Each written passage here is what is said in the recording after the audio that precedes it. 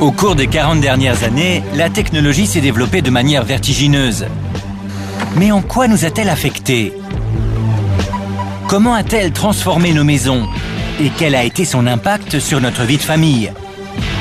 Pour le savoir, la famille Sullivan Barnes a participé à une expérience unique. On les a privés de toute technologie moderne et leur maison s'est transformée en une machine à remonter le temps. Qu'est-ce qu'ils ont fait de notre cuisine? Ils ont survécu au désert numérique des années 70. C'est du noir et blanc. Ils avalent les époques à la cadence d'une année par jour. Et les voici désormais dans les années 80. Mais les enfants d'aujourd'hui sont-ils compatibles avec des appareils électroniques aussi primitifs? Attends, un peu de patience. Ça marche jamais. Les années 80 leur réservent-elles des merveilles indispensables ou des gadgets inutiles? Ça marche! Le progrès technologique a-t-il toujours été positif? A-t-il réussi à réaliser notre rêve électrique?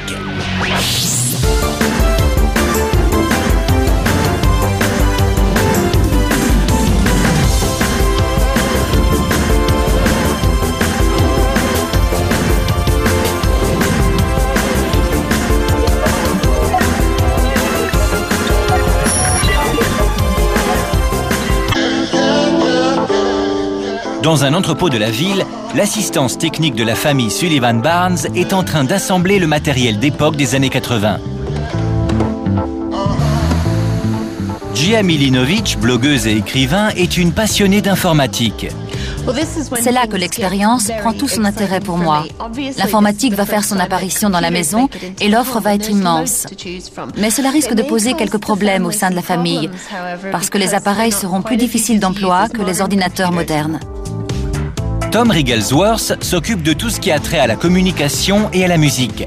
Pour lui, la décennie promet d'être riche en événements. Dans les années 80, l'électronique se miniaturise, les appareils sont plus personnels, plus transportables. Pour la première fois, on peut s'enfermer dans sa bulle. Ben Highmore, un sociologue spécialisé dans l'histoire des technologies domestiques, est là pour analyser ce qui se passera. Ces appareils étaient censés faciliter la vie des gens, mais étaient-ils vraiment si pratiques que ça? Pour préparer le matériel qui servira à la famille Sullivan Barnes, l'assistance technique est confrontée à un défi permanent. Les appareils des années 80 étaient fréquemment en panne et les réparations étaient complexes. Regarde, Ellie, un lecteur de cassette. On n'avait aucune technologie dans notre chambre des années 70. La chambre d'Amish déborde de jouets électroniques. Durant la récession des années 80, peu de Britanniques pouvaient s'offrir ce genre de gadget. Mais les familles disposant d'un revenu suffisant ont commencé à dépenser beaucoup plus pour leurs enfants. À mon avis, les filles des années 80 devraient aller jouer dans leur propre chambre, avec leurs poupées moches et leurs poneys. Qu'est-ce que tu fais? De quoi je me mêle? C'est pas ton poste. L'autre mâle de la famille marque lui aussi son territoire. Je suis sûr que l'homme de la maison se serait acheté une chanifi digne de ce nom. Les enfants n'auraient pas eu le droit de s'en approcher, parce qu'elle aurait coûté une petite fortune. Mais moi, si. Peut-être. Bien sûr que si. Bon, d'accord. Je vous laisse faire mumuse. Appelez-moi quand vous voudrez que ça marche. Pitié, faites qu'on y arrive. Ça marche pas, les filles. Il suffit d'appuyer sur le bon bouton. Allez, engin de malheur. Tout est allumé.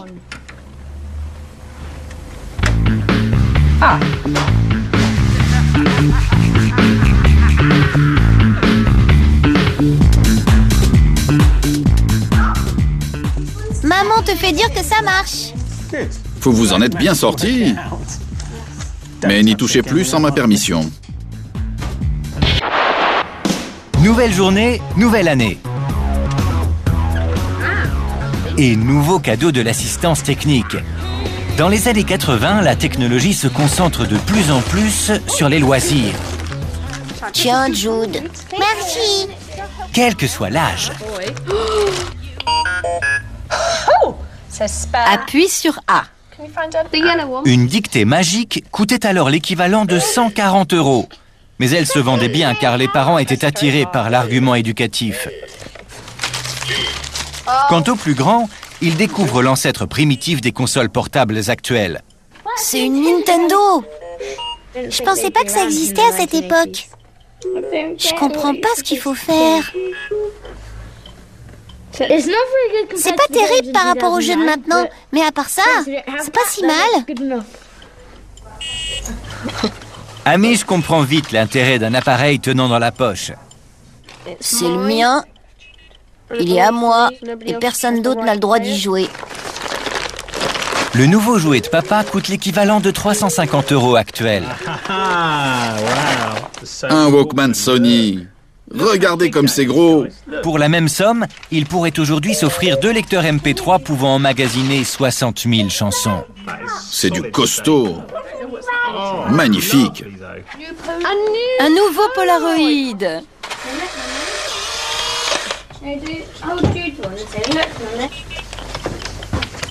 Tous sont bientôt absorbés par leur nouveau gadget. Même Jude. Où tu vas ?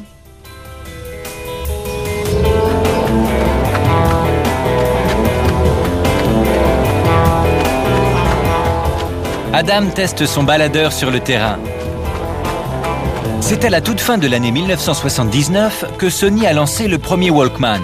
Les concepteurs craignaient que cet appareil soit antisocial et les premiers modèles étaient donc équipés de 2 prises casque. Cette caractéristique s'est rapidement avérée inutile, tant il était évident que nous adorions nous couper du monde. C'est vraiment plus sympa de courir comme ça. Grâce au Walkman, je ne m'ennuie plus du tout. C'est un must. Je ne crois pas que je courrais autant sans musique. Ce n'est pas un appareil indispensable, mais il est très agréable. Au cours de la décennie durant laquelle Margaret Thatcher annoncera la mort de la société, les membres de la famille ont déjà entre les mains des appareils technologiques qu'ils ne sont pas obligés de partager. Dans les années 70, on jouait plutôt à plusieurs que tout seul. Mais maintenant, avec l'apparition des jeux vidéo et des Walkman, on est plus autonome. C'est sympa de pouvoir s'enfermer dans sa bulle, plutôt que d'être toujours ensemble, ce qui est parfois pesant.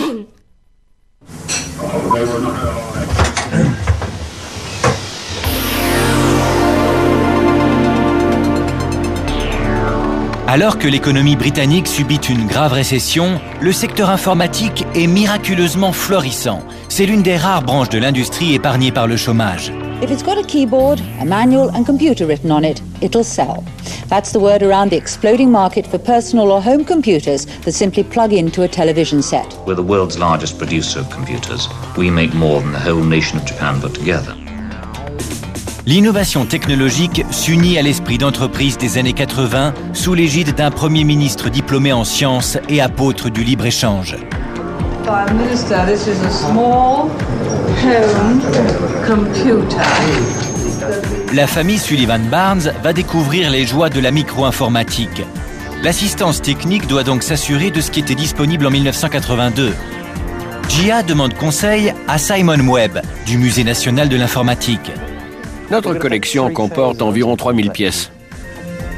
Ils choisissent quelques modèles du bon millésime, dont certains sont très vite retombés dans l'anonymat. Voici un Dragon 32. Il était produit par une entreprise galloise. D'autres, en revanche, ont conquis le monde par millions. Le succès d'une machine tenait à la richesse de son offre logicielle. C'était le grand atout d'un modèle comme le Spectrum qui disposait d'une énorme Logitech. Le grand rival britannique du Spectrum était fabriqué par la marque Acorn. Il coûtait 3 fois plus cher, mais il disposait d'un soutien de choc. Ordinateur officiel de la BBC, le gouvernement en a même offert un à chaque école du pays. J'imagine que le plus gros problème des ordinateurs de l'époque, c'est qu'ils n'étaient pas compatibles. Exactement, c'est ce qui a causé leur perte. Tout le monde faisait sa cuisine dans son coin. Ce n'est qu'avec l'apparition du PC IBM qu'un standard a été établi, ce qui a entraîné la disparition de ces machines. Il était souvent difficile de s'y retrouver au milieu de cette jungle de matériel. Mais les Sullivan Barnes vont devoir faire un choix, comme les familles du début des années 80. Gia leur a organisé une foire informatique. Voici l'incroyable nouveau Spectrum ZX 8 couleurs, avec graphisme haute résolution. Haute résolution? La mémoire et la puissance de toutes ces machines étaient largement inférieures à celles d'un téléphone portable actuel, pour un prix bien plus élevé. Même le plus abordable des Spectrum coûtait l'équivalent de 350 € actuels. Quant au modèle estampillé par la BBC, il vous aurait délesté de 1000 €. Tout cela pour 32 kilobits de mémoire. Gia a invité d'autres personnes pour aider la famille dans son choix. Le comique Simon Munry a programmé plusieurs logiciels pour le ZX Spectrum dans les années 80. Ça marche encore? Comment on l'arrête?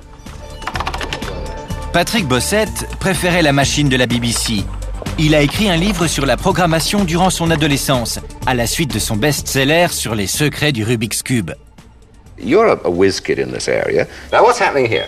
Well, you're controlling a car. It's a racetrack. Then you've crashed. Prenez l'ordinateur de la BBC. Vous vous amuserez beaucoup avec. Il offre des jeux géniaux, mais aussi beaucoup d'autres applications, comme un traitement de texte ou un logiciel pour composer des lettres. Je vous recommande ce Sinclair ZX Spectrum, entre autres parce qu'il est bon marché. Beaucoup de gens en possèdent un, et beaucoup de nouveaux programmes sont en préparation. Le Spectrum est très bien pour s'amuser, c'est un beau jouet. L'ordinateur de la BBC sent l'école à plein nez. Vous avez vu ces jeux? Compter en s'amusant, vive la géographie. Entre nous, prenez le Spectrum pour vous amuser, le reste, vous l'apprendrez à l'école. Le Spectrum marque un point. Mais Patrick regagne les faveurs de la famille en faisant usage de son talent de programmateur. Et quand on enclenche, ça fait ça. Ce qu'il écrit est en basique, dans tous les sens du terme. Mais cela suffit à éveiller l'intérêt des enfants. C'est simple, mais ça vaut le coup. Bon, je vous ai fait venir pour choisir un ordinateur. Alors, lequel prenez-vous? BBC. Et toi? BBC. Alors? BBC. C'est vous qui décidez. En fait, j'allais aussi dire BBC. Ça me surprend beaucoup, parce que dans les années 80, tous les enfants voulaient un Spectrum. Le BBC était considéré comme un ordinateur intellectuel. Mais Hamish s'en fiche complètement. Il crée des programmes. Il y a des jeux, un traitement de texte, on peut imprimer des trucs. Et Hamish aime bien un truc,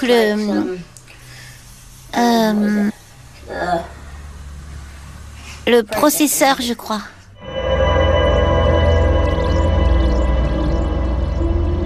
Mais dans la famille, tout le monde ne rêve pas d'un ordinateur. Georgie craint que les enfants y passent autant de temps que sur leur PC moderne. Ça dépend certainement des capacités de la machine. Mais s'il dispose de jeux, j'ai peur que ce soit le premier pas sur la pente qui mène tout droit aux années 2000. J'aime beaucoup la situation actuelle. Tu veux que je l'installe? On le met où, à ton avis? Dans ma chambre. Je laisserai personne y jouer. Non, il n'est pas question qu'on le mette dans ta chambre. Je préférerais qu'il soit dans la chambre d'amis. Il faut un endroit où tout le monde pourra s'en servir. La chambre d'amis. Il est trop gros pour le bureau. Pourquoi pas là? Parce que j'aimerais pouvoir me détendre dans mon salon sans voir l'ordinateur. Il y a déjà assez de gadgets comme ça. Donc ce sera la chambre d'amis? Oui. D'accord.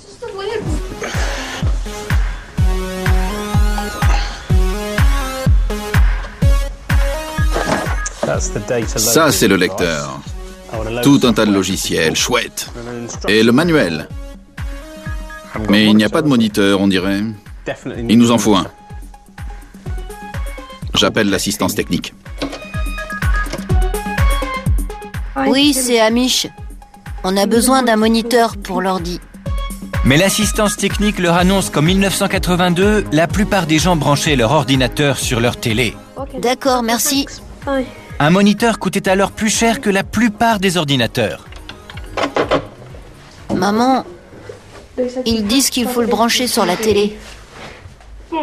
N'en dis pas plus. Dans ce cas, on le ramène. Mais on peut le ranger dans le placard quand on s'en sert pas. Non. Mais on n'a pas le choix. Alors mettez la télé là-haut. Dans ma chambre? Non, bien sûr que non. On devrait garder l'ordinateur. Il est facile à installer et désinstaller. Il n'y a qu'à débrancher le fil et le ranger. De toute façon, vu ce qui passe à la télé... Bon, vous connaissez mon avis, alors je vous laisse voter. Alors, est-ce qu'on installe l'ordinateur en bas ou est-ce qu'on monte la télé? Ce qui veut dire qu'on n'en a plus en bas. Le choix se résume à ça. La télé reste là. Le salon est donc investi par le nouveau jouet des garçons. Bon, on fait ça comme des sauvages en le branchant directement ou bien on lit le manuel avant? L'installation de l'ordinateur ne m'intéresse pas franchement. On doit forcément le mettre dans le salon. Ça ne me plaît pas trop, mais je suis résignée. Je n'ai pas le choix. On n'y jouera pas de toute façon, parce que Amish et Papa seront tout le temps dessus. Papa dira que c'est l'homme de la maison qui doit s'occuper de l'ordinateur. C'est moi! C'était bien l'école? Oui. Amish est impatient de montrer l'ordinateur à son copain Dan. Pose-le là. Comme il faut le ranger tous les soirs, il faut donc le réinstaller à chaque fois.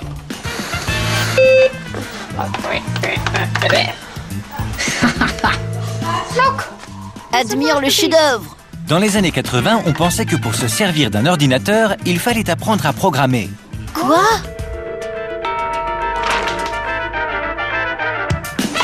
Mais quelques années plus tard, la plupart des tâches se feront en cliquant sur le bouton d'une souris. Qu'est-ce que j'ai fait? Attends. Curieusement, Amish est plus fasciné par ce dinosaure de l'informatique que par toutes les technologies des années 70. Virgule 1 et entrée.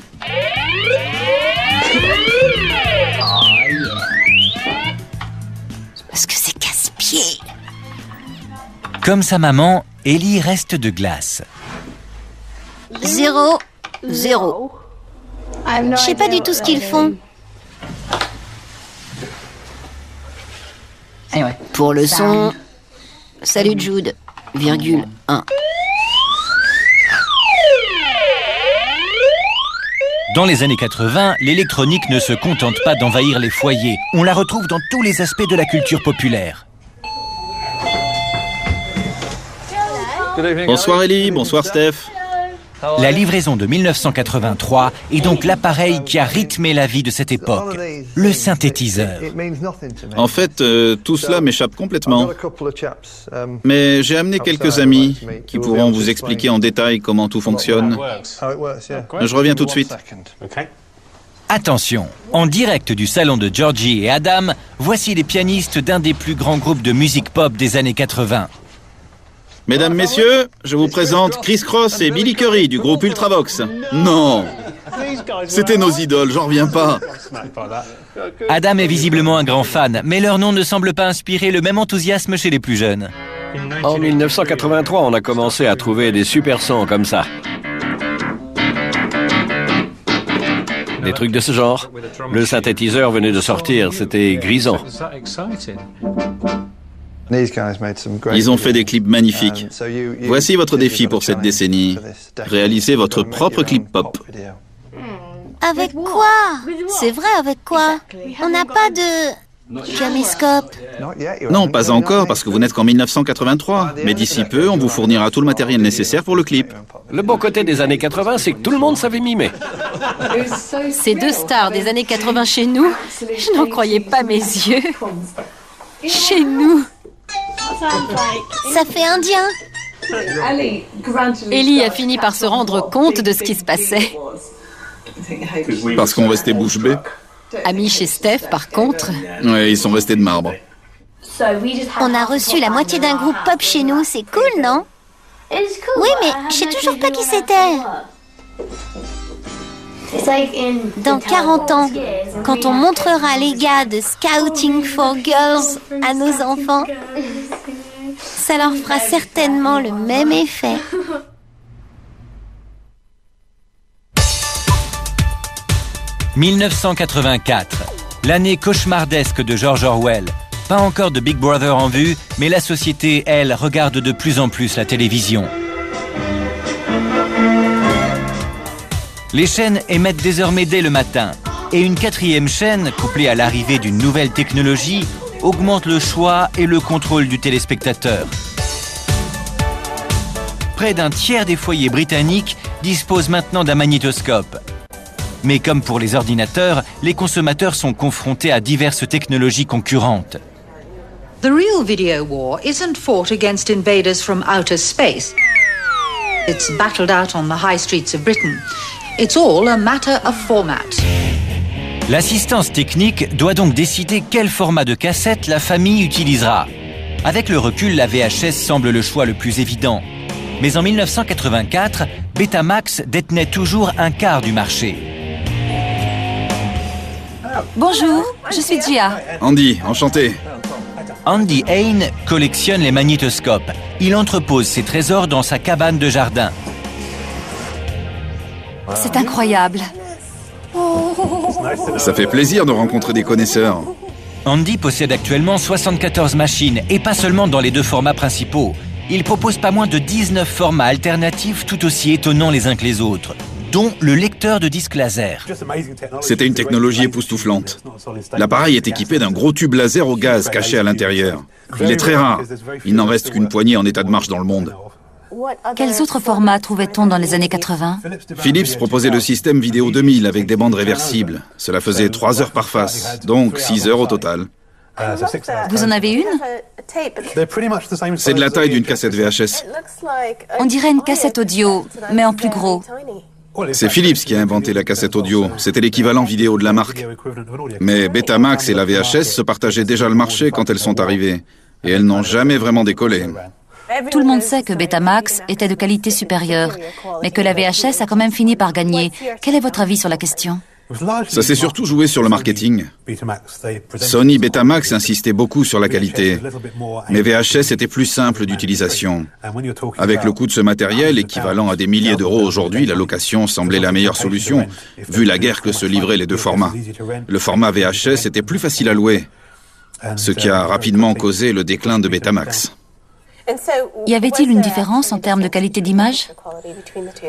En laboratoire, oui, mais dans la vie quotidienne, je ne pense pas. En 1984, le choix le plus logique est donc un appareil VHS. Avec le magnétoscope, l'assistance technique envoie un petit cadeau aux enfants.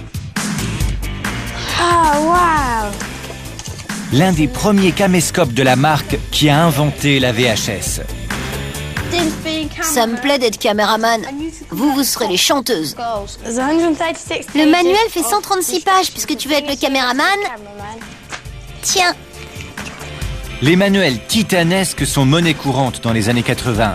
La technologie permettait des merveilles, mais elle ne les avait pas encore rendues faciles d'accès. Ça s'allume comment ? Je sais pas où ça se met. Oh, c'est lourd.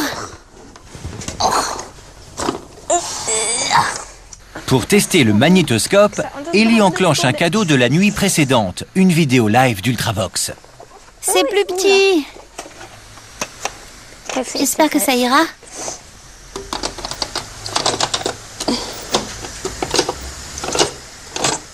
Elle est de travers. Ça dépasse. Elle est trop petite, Amish.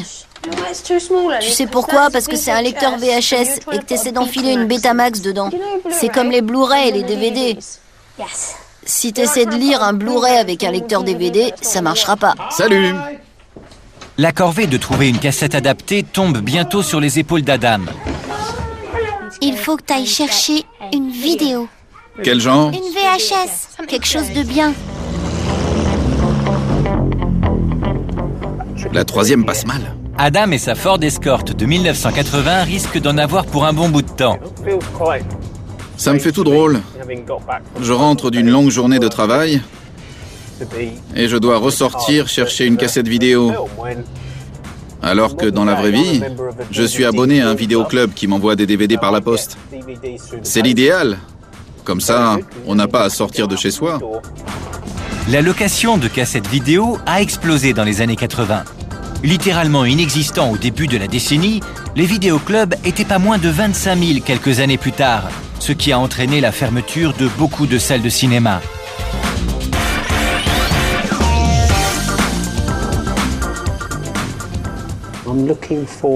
Je cherche des films en VHS. Ça fait 3 ou 4 ans qu'on n'en fait plus. Elles ont été remplacées par les DVD, on n'a plus que ça en stock. On n'a qu'un vieux magnétoscope et j'ai promis aux enfants de leur trouver un film. Est-ce que vous sauriez où je pourrais trouver des cassettes dans le coin?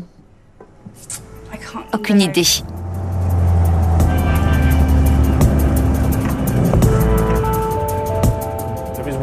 Je connais une autre boutique où m'adresser.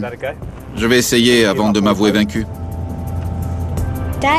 Ça fait 2 heures qu'il est parti chercher une cassette et comme il n'a pas de portable, on ne peut pas l'appeler pour savoir où il en est.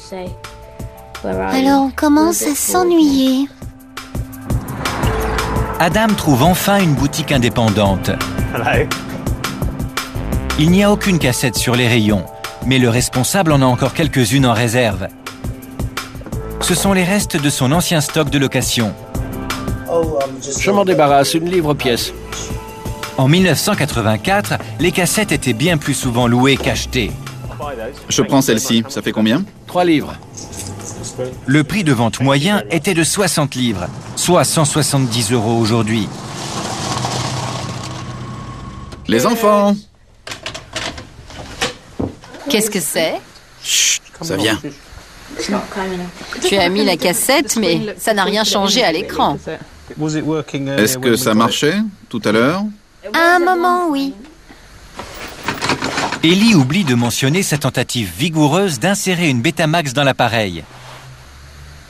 La bande ne tourne pas, ça veut dire qu'il y a un truc qui ne va pas. T'as appuyé sur le bouton marqué lecture. Elle est rembobinée? Ça marche jamais. Rembobine-la. Inutile, ça ne marche pas. Après avoir passé toute la soirée à dénicher ces cassettes, j'ai été franchement déçu de découvrir qu'elles ne marchaient pas. Le lendemain, l'assistance technique vient chercher le magnétoscope défectueux. Le voilà. Qu'est-ce qui ne va pas? Il ne marche pas. Les premiers magnétoscopes n'étaient pas très fiables. On conseillait, entre autres, de les faire réviser tous les 6 mois. C'est vrai? Oui. Tous les 6 mois? Exactement. Un magnétoscope VHS sur 4 devait être réparé au cours de sa première année d'utilisation. Ce chiffre était encore plus élevé pour d'autres formats. Et le câble? Oh, c'est lourd. Je sais. Mais Gia n'est pas venue uniquement pour emporter le magnétoscope défectueux. Adam, j'ai une surprise pour vous. Un nouveau véhicule. C'est vrai? Ça, c'est une bonne nouvelle.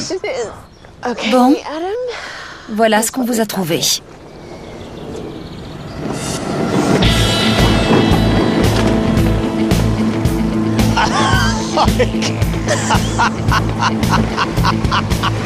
C'est pas vrai. Ah, c'est incroyable. Je ne pensais pas qu'il y en avait encore en état de marche. Toute une nuée. 1985 voit l'avènement du C5, l'un des plus beaux flops technologiques de la décennie. Oh, j'arrive pas à le croire. Clive Sinclair, qui a fait fortune grâce aux ordinateurs et aux calculatrices, avait toujours rêvé de créer un véhicule électrique. We've got chaos on our roads. I don't believe that the forms of transport we have today can long survive. Sinclair voulait se servir des bénéfices générés par les ventes du C5 pour financer la construction d'un véhicule électrique de grande taille, mais moins de 17 000 exemplaires de son invention trouveront preneur. Ces fanatiques tentent de convaincre Adam que cette drôle de machine est plus qu'une simple blague rétro. Elle peut rouler à combien? Environ 25 km/h. Un peu plus si on pédale à fond, mais c'est généralement 25. À votre avis, pourquoi cet échec en 1985? S'il était sorti aujourd'hui, à une époque où on trouve plus de pistes cyclables et de routes adaptées, il aurait peut-être très bien marché. Il était simplement très en avance sur son temps. C'est donc comme ça qu'on voyait l'avenir en 1985. Tout le monde roulait en C5. Vous allez partir faire vos courses là-dedans pour avoir un aperçu du futur. Fantastique.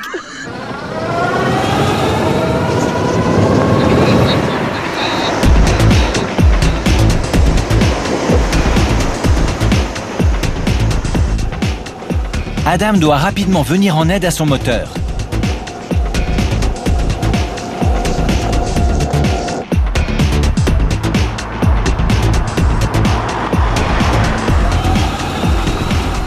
« 25 ans plus tard, le réchauffement climatique a remis les véhicules électriques au goût du jour. Malheureusement, comme dans beaucoup de domaines, la technologie des années 80 n'était pas encore à la hauteur du concept visionnaire du C5. On se sent tout petit dans le trafic. Ça met mal à l'aise. Je ne me vois pas l'utiliser tous les jours. Pas sur des grandes routes, en tout cas. C'est beaucoup trop dangereux. Je ne me sens pas en sécurité.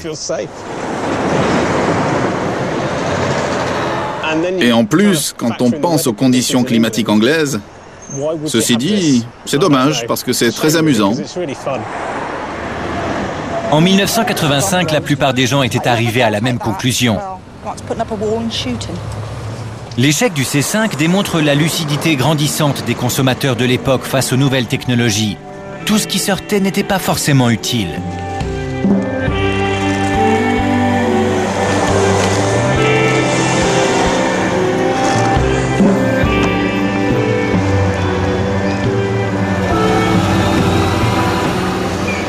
Clive Sinclair perdra des millions dans cette aventure, et jusqu'à l'entreprise qui portait son nom.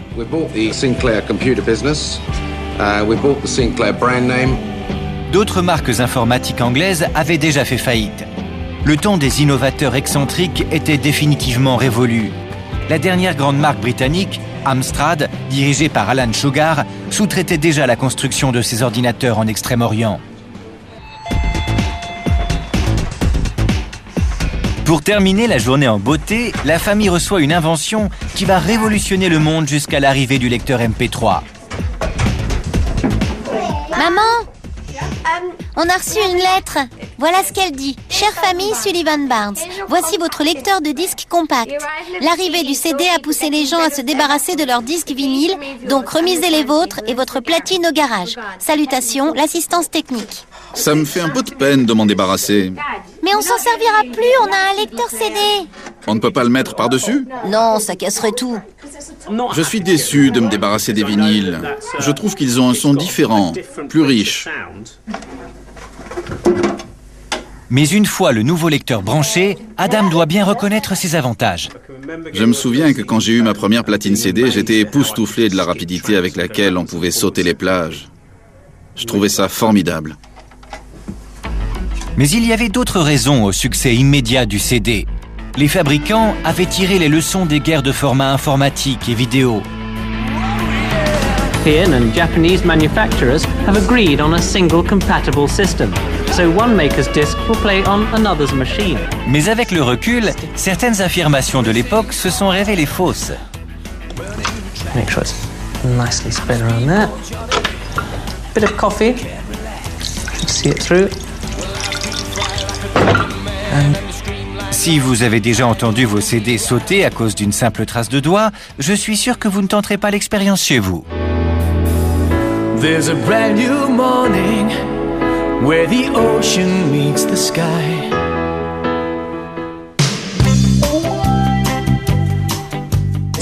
C'est ma collection. C'est une partie de ma vie. Je n'ai aucune envie de m'en débarrasser. La plupart des Britanniques n'étaient pas aussi attachés à leurs vieux vinyles. En 1988, les ventes de CD dépassaient déjà celles des disques. La collection d'Adam prend place au garage. Véritable cimetière de technologies obsolètes. Quel dommage. Enfin, c'est le progrès. J'ai presque tous mes vieux disques en CD. Je les ai rachetés directement. Il faut être vraiment bête pour racheter 2 fois les mêmes morceaux, non? L'assistance technique a également renvoyé le magnétoscope. Ça marche? Oui, j'allume la télé. Attention, ça arrive. J'espère. Contrairement à l'ordinateur semeur de discorde, le magnétoscope rassemble la famille. Il a très envie de jouer avec l'ordinateur. Attends, un peu de patience. C'est pas la peine de te précipiter. Si tu n'es pas patient, c'est sûr que ça ne marchera pas. 5 jours après l'arrivée de l'ordinateur, Amish et Adam n'ont toujours pas réussi à charger les jeux qui se présentent sous forme de cassettes. Chargement. L'attrait, c'est le défi. La lutte entre l'homme et la machine. Il est hors de question que je sois vaincu par cet appareil préhistorique. Start. Il faut des majuscules. C'est pas vrai. Pendant ce temps, les autres membres de la famille passent totalement inaperçus. Je sais, on va la rembobiner. Attends, Jude, je m'occupe de l'ordinateur. Oh! Searching, c'est bon. J'ai pas encore essayé l'ordinateur. J'ai autre chose à faire. Je suis trop occupée. Les filles s'y intéressent beaucoup moins que nous. Elles s'en servent pour des choses différentes. Pour elles, l'ordinateur, c'est pour communiquer, pas pour jouer.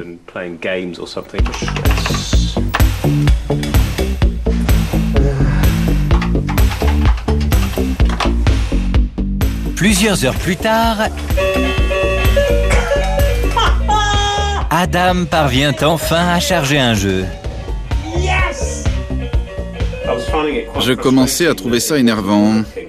Je crois qu'on a oublié à quel point les choses étaient primaires et toutes les manœuvres que ça demandait. Éteins maintenant. Non.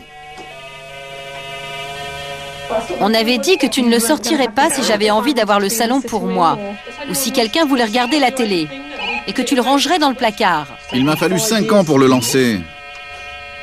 J'avais aussi oublié combien les jeux étaient nuls. Certains sont si simples que l'effet nostalgique n'agit même pas. Encore. Il faut vraiment. Allez, encore une partie. C'est pas vrai.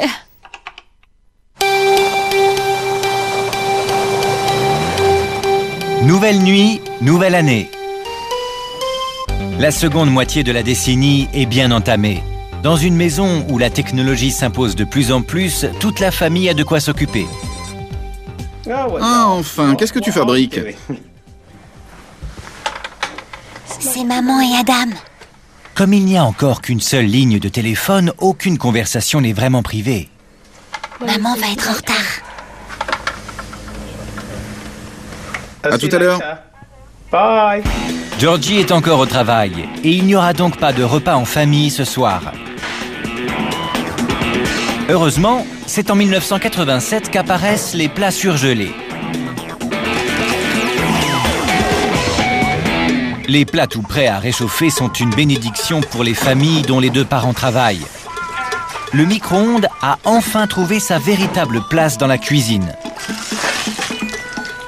On doit le laisser refroidir pendant 1 minute, non? Oh, et puis zut, ça ira bien comme ça. Mais l'on peut désormais manger chacun de son côté à l'heure que l'on veut, au détriment de la vie de famille. Quelle journée! Ça me donne vraiment pas envie de le manger. J'aime les repas en famille et ce concept de portions individuelles de plats pas très bons n'a rien d'engageant. Dégoûtant. Les technologies conçues pour faire gagner du temps peuvent également vous couper de vos proches. 1988 sonne le début du week-end. Les enfants réfléchissent à la vidéo pop qu'ils doivent tourner. Je sais. On va filmer notre journée. En changeant de vêtements tout le temps. Oui, on met sur pause quand on entre dans une pièce. Voilà, et on reprend une fois qu'on s'est changé. Ce que je voudrais, c'est que vous soyez à la même distance. Comme ça, vous pourrez aller à la même vitesse. Rapproche-toi, Ellie. Amish est aussi à l'aise dans son rôle de réalisateur qu'aux commandes de son caméscope. Parfait, bouge plus. Steph, Ellie, approche. Visiblement, cet esprit jeune et curieux n'a aucun mal à maîtriser cet appareil vieux de près de 25 ans. Vous devez passer tout près pour vous taper dans la main. Steph, t'as que ça à faire, c'est pas dur. Mais quant à faire obéir ses sœurs, c'est une autre paire de manches. Arrêtez-vous et tapez-vous dans la main.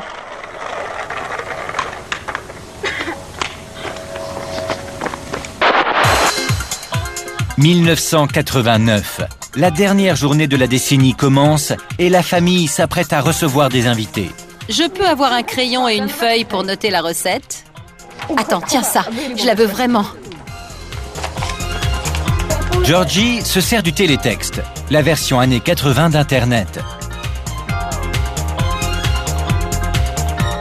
Outre les recettes interactives, les invités auront également droit aux clips tournés par les enfants.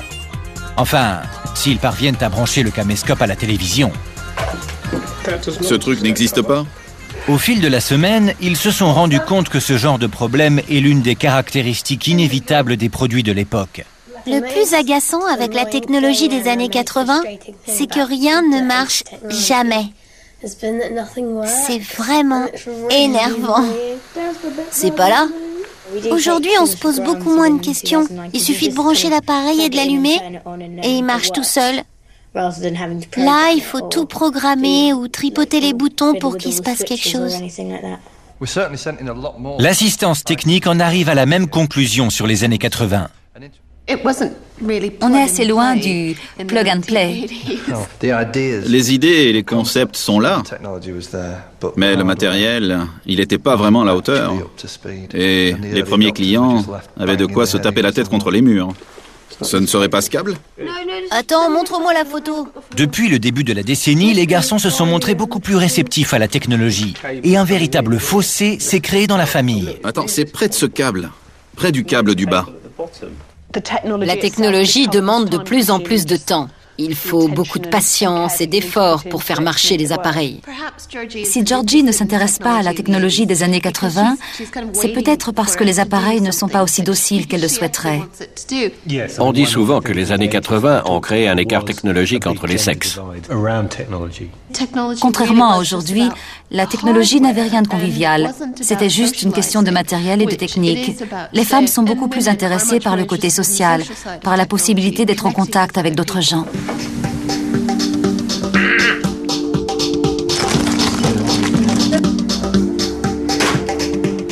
Le dîner de ce soir est important pour tout le monde. Les enfants vont y faire découvrir leurs clips. Prêt?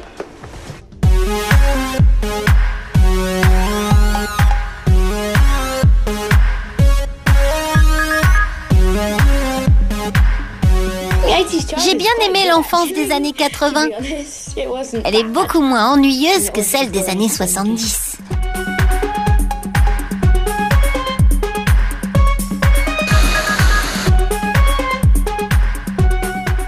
Les années 80 ressemblent beaucoup plus aux années 2000, mais la route est encore longue.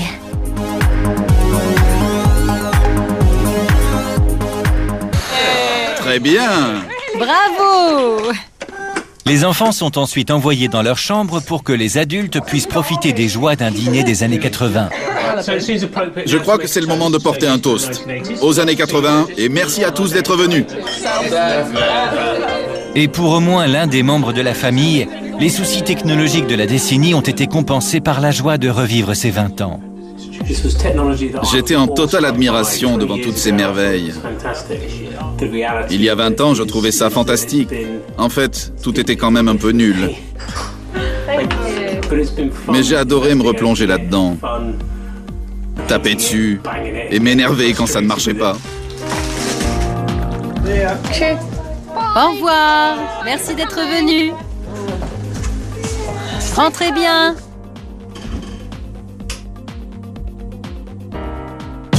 Dans le prochain épisode, la famille découvre la révolution des communications des années 90.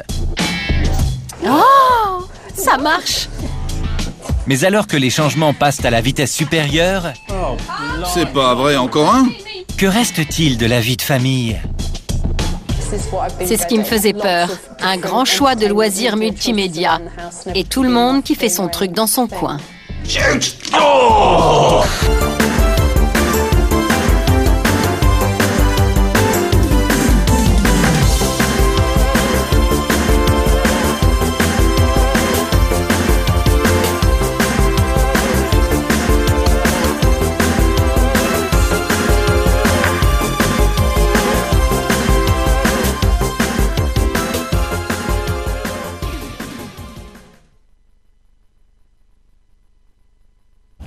Bonne nouvelle. Ils sont gonflés.